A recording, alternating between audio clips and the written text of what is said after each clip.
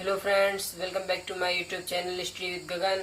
और आज हम लाए हैं आपके लिए 15 प्रश्न जो कि आपके कॉम्पिटिटिव एग्जाम के पॉइंट ऑफ व्यू से अति महत्वपूर्ण हैं। और इनमें से आप लोगों को 8 प्रश्नों का बिल्कुल सही उत्तर देना अनिवार्य है।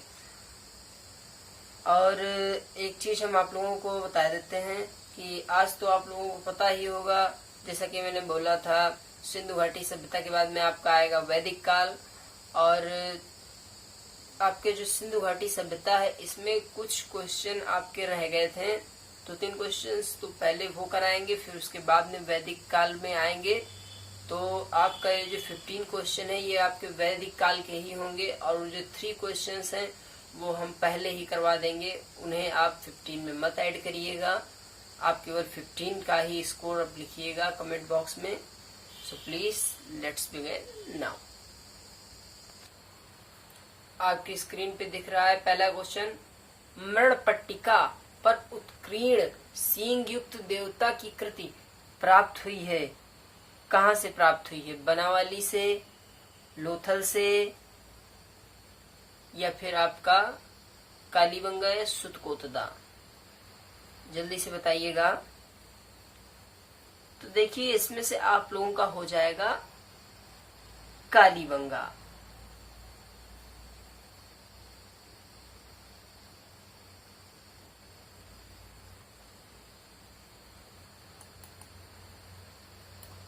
चलिए नेक्स्ट क्वेश्चन।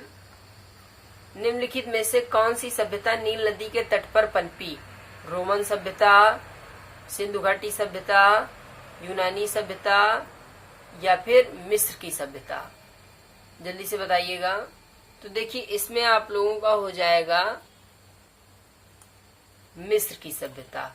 और एक चीज आप लोगों को बता दूं कि आपकी जो मिस्र की सभ्यता है ये आपकी सिंधु घाटी सभ्यता और मेसोपोटामिया की सभ्यता से मिलती हुई है। और एक बार हमने आपसे इसी सिंधु घाटी सभ्यता के ही क्वेश्चंस के दौरान एक क्वेश्चन पूछा था कि मेसोपोटामिया की जो सभ्यता है वो किस देश से संबंधित है।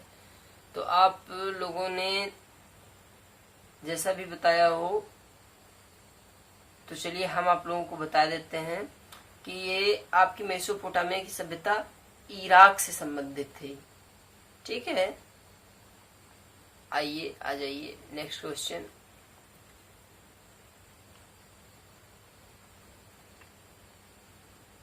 लेखन कला की उचित प्रणाली। लेखन कला की उचित प्रणाली विकसित करने वाली सर्वप्रथम प्राचीन सभ्यता थी।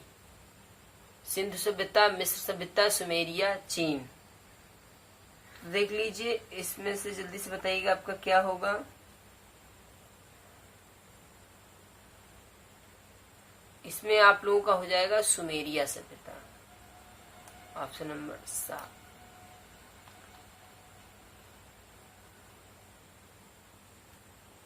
देखिए आर्य शब्द इंगित करता है। अब आप लोगों का वैदिक काल शुरू हो चुका है, इसके 15 क्वेश्चंस आपको करवाने आ रहा हूं। आप आर्य शब्द इंगित होता है किसके? निर्जात समूह से, यायावरी जन को, भाषा समूह को, या श्रेष्ठ वंश को? तो देखिए जो आपका आर्य वंश है, आर्य शब्द, वो आप लोगों का श्रेष्ठ वंश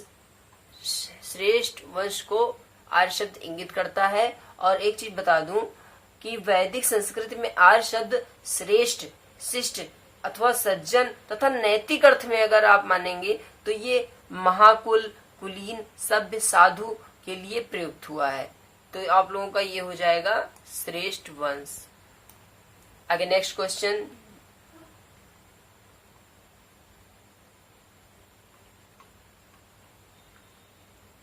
क्लासिकी संस्कृत में आर्य शब्द का अर्थ है ईश्वर में विश्वासी, एक वंशानुगत जाति, किसी विशेष धर्म में विशेष रखने वाला, मतलब किसी विशेष धर्म में विश्वास रखने वाला। वो थोड़ा सा स्पीकिंग एरर हो गया था।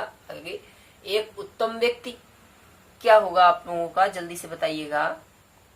तो देखिए इसमें से आप लोगों का हो जाएगा एक उत्तम व्यक्ति। आर्य शब्द का क्लासिकीय अर्थ में, क्लासिकीय शब्द का में अर्थ है ये कि आर्य जो शब्द है वो आपके एक उत्तम व्यक्ति को प्रदर्शित करता है। आ जाइए, सिलेक्ट कर लेते हैं। चलिए नेक्स्ट क्वेश्चन। सबसे पुराना वेद कौन सा है? यजुर्वेद, ऋग्वेद, सामवेद, अथर्ववेद। देखिए ये क्वेश्चन दो तरह से आप लोगों का किया जाता है। आप लोगों ने ट्यूशन पढ़ी होगी तो उसमें भी आप लोगों का लिखा होगा कि देखिए सबसे बाद का वेद, ज्यादातर बाद को लोग पुराना समझ लेते हैं ना, लेकिन ये नहीं है। सबसे बाद का वेद आप लोगों का सबसे बाद में जो बना हो वो, हालांकि वो आपका सबसे नवीन नया, क्योंकि सही सबसे बाद में है ना, तो वो आपका हो जाएगा अथर्ववेद। लेकिन ये सबसे पुराना मतलब जो सबसे पहले बन गया था, तो ये है आप लोगों का ऋग्वेद। तो चलिए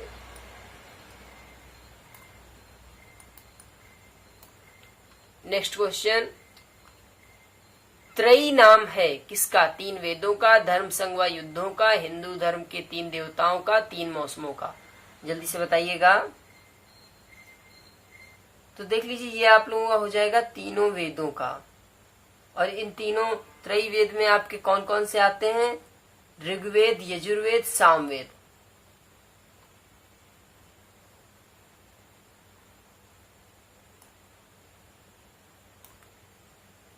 आगे नेक्स्ट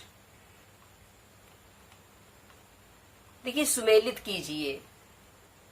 ये आप लोगों का फिर से वही कूट वाला है क्वेश्चन। अथर्ववेद ईश्वर महिमा, ऋग्वेद बलिदान वेद, यजुर्वेद औषधियों से संबंधित, सामवेद संगीत। तो देखिए जैसा कि आप लोगों ने पढ़ा होगा, अथर्ववेद औषधियों से रिलेटेड, इसमें औषधियों का वर्णन किया गया है और उसमें वशीकरण, जादू टोना, इन सब चीजों का भी वर्णन किया गया है। और ये सब आपके सबसे बाद का वेद भी है, सबसे लास्ट में बना था। और ये ऋग्वेद में ईश्वर की महिमा, ठीक है। और फिर उसके बाद में यजुर्वेद में कर्मकांड, बलिदान विधि। और आप लोगों का एक बात और बता दूं, ये जो यजुर्वेद है ये गद्य और पद्य दोनों में लिखा गया है। और सामवेद संगीत का विस्तृत उल्लेख है। तो अब आप लोग अपने हिसाब से जल्दी से मैच करिएगा। और ये आपके रहे कूट नीचे। और ऐसे क्वेश्चनों के लिए आप कॉपी पेन लेके बैठिएगा तो ज्यादा उचित रहेगा। जल्दी से बताइएगा।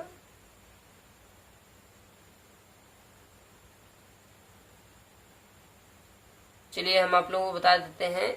इसमें आप लोगों का हो जाएगा ऑप्शन ए 3 1 2 4 आ वाला। चलिए नेक्स्ट क्वेश्चन,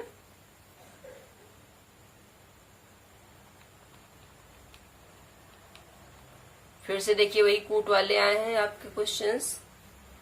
तो चलिए बताइए इनमें से क्या होगा? ऋग्वेद, यजुर्वेद, सामवेद, अथर्ववेद। और दूसरी तरफ है संगीत में स्रोत एवं कर्मकांड, तंत्र मंत्र एवं वशीकरण, स्रोत प्रार्थनाएं। तो जैसा कि आप लोगों को पता है, ऋग्वेद, इसमें आप लोगों का क्या हो जाएगा? जल्दी से बताइए भाई। इसमें स्रोत और प्रार्थनाएं होती हैं। यजुर्वेद, जल्दी से इसमें बताइएगा। इसमें आप लोगों का स्रोत एवं कर्मकांड। सामवेद भाई संगीत में स्रोत बताया था। ये आप लोगों का आगे अथर्ववेद, इसमें आप लोगों को बताया था तंत्र मंत्र वशीकरण, जादू टोना।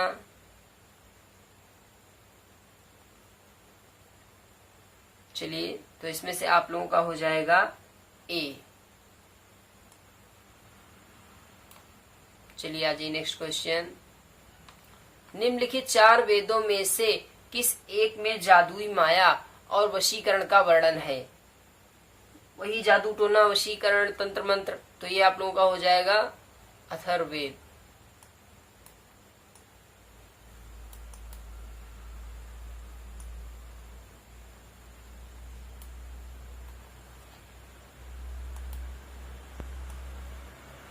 नेक्स्ट क्वेश्चन,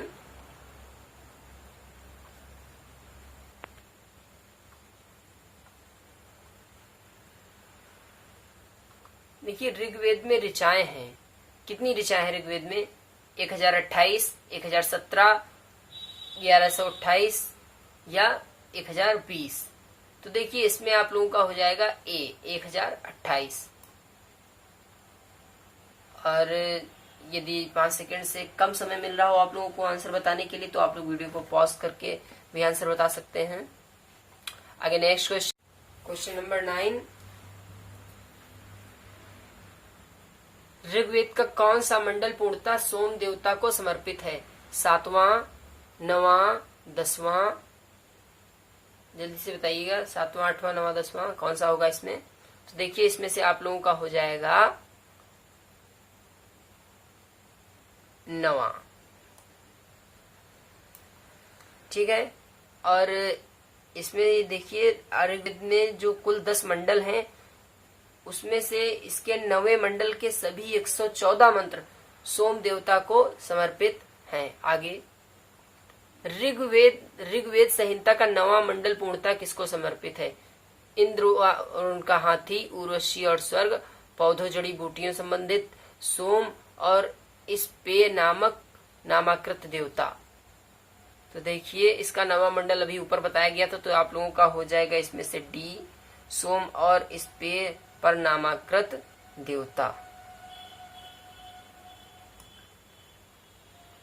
आगे नेक्स्ट, यज्ञ संबंधी विधि विधानों का वर्णन मिलता है। ये यज्ञ संबंधी विधि विधानों का वर्णन किसमें मिलता है? ये आप लोगों का मिलता है, जल्दी से बताइएगा, यजुर्वेद।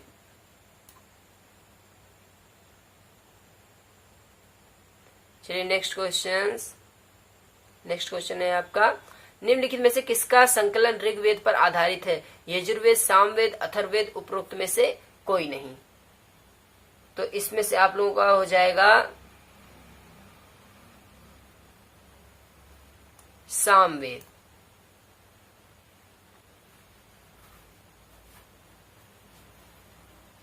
चलिए आगे नेक्स्ट क्वेश्चन, भारत के किस स्थल की खुदाई लौह धातु के प्रचलन के प्राचीनतम प्रमाण मिले हैं? तक्षशिला, अतरंजी खेड़ा, कौशाम्बी, हस्तिनापुर। तो इसमें से आप लोगों का हो जाएगा अतरंजी खेड़ा।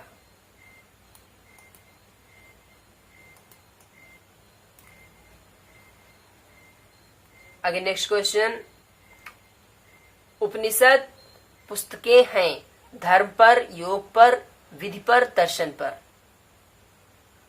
इसमें आप लोगों का हो जाएगा दर्शन पर। आगे नेक्स्ट क्वेश्चन, उपनिषदों का मुख्य विषय है सामाजिक कल्याण, मतलब सामाजिक व्यवस्था, दर्शन, विधि, राज्य। जल्दी से बताइएगा, इसमें से आप लोगों का हो जाएगा दर्शन। उपनिषदों का मुख्य विषय दर्शन है। चलिए आज का टॉपिक यहीं पे समाप्त करते हुए आपसे विदा लेते हैं। नमस्कार।